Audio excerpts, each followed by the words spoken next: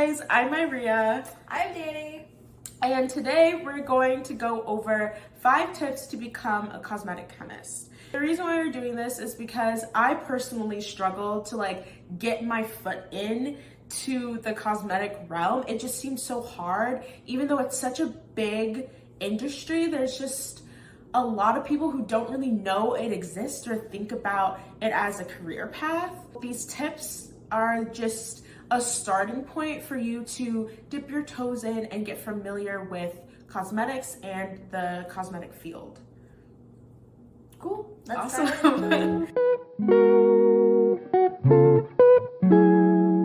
So our first kind of tip is to join your SCC, your local SCC or Society of Cosmetic Chemists. They have different chapters within the United States, and then there is also a European version. I'm not really sure about other continents and countries, but those are kind of the 2 that I know of, and it can be a really good resource. And if you're a student, they have a student membership that I'm pretty sure is free. It's free, yeah. And you get access to journal articles within cosmetic realm, job postings, and then also just webinars, a lot of places to learn, and also a place to network and kind of understand and get to know the people within your state, country, city, whatever, who are in the cosmetic field as well.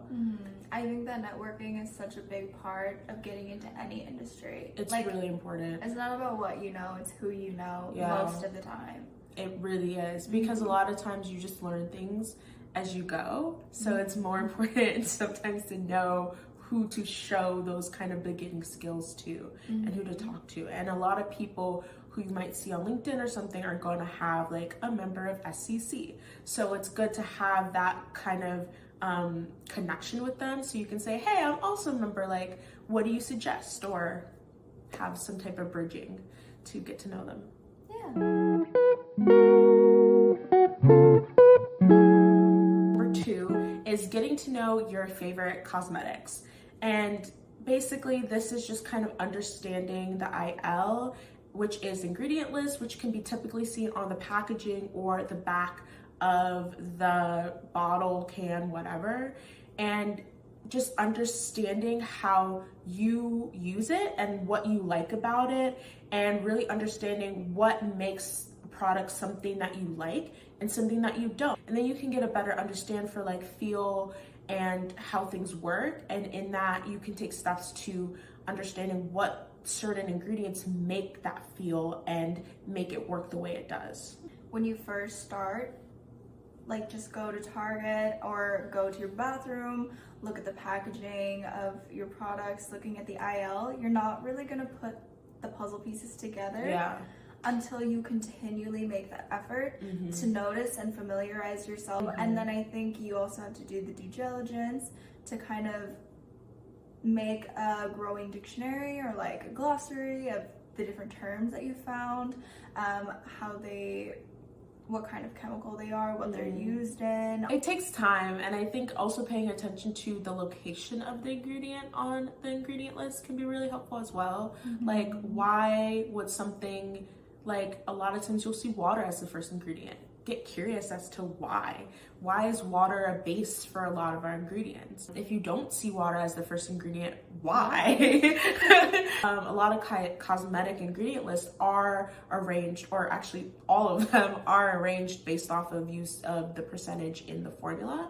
And so you get a really good understanding of what the building blocks of the formula is within the first 3 to 5 ingredients. Number 3 is to start learning your chemistry, falling in love with chemistry. I swear, guys, chemistry is really cool. I know a lot of my friends were either chemistry people or physics people.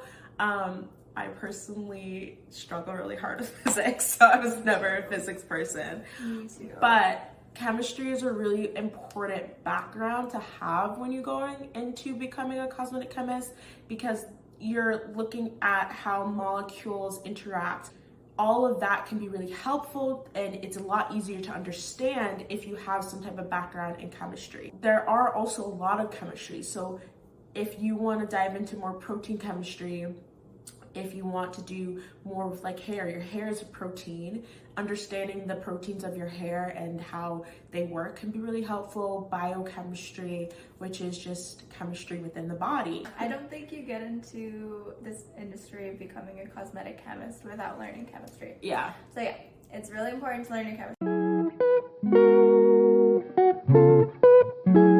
Fourth tip is to DIY your own cosmetics. In this way, you're starting to kind of build a formulation. You're starting to understand what components make a formulation. As you start kind of looking at those formulations and making your own, you can get a better understanding of what works and what doesn't and what you like, and overall the process of building a formulation.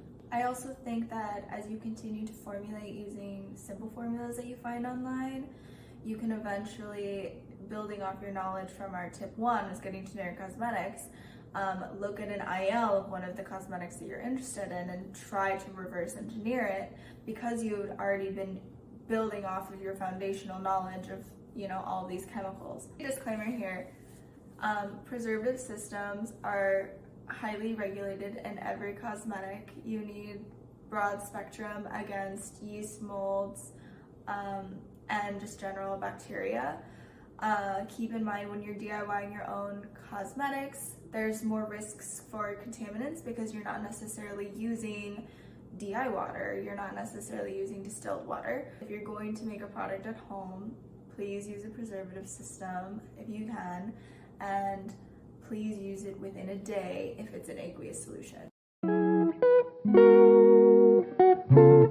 Fifth tip is getting to know the terminology of the cosmetic realm. There's a lot of words that you're just like, what are you talking about? They're categorized, but like by what they do. For example, like if you have a humectant, you hear this word humectant, like what does this mean? A couple of terms that are used to categorize different chemicals and their functions within a product are, you know, emollients, emulsifiers, humectants, plasticizers, surfactants.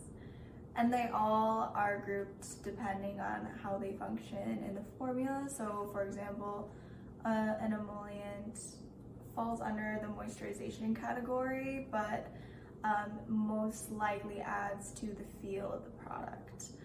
If you're interested in a dictionary, we can make one. Yeah, there's a lot of them. There's a lot to know, and we're just here to help you. So let us know, comment below if you want a dictionary or, you know, further definitions or another video. We'll be happy to make them.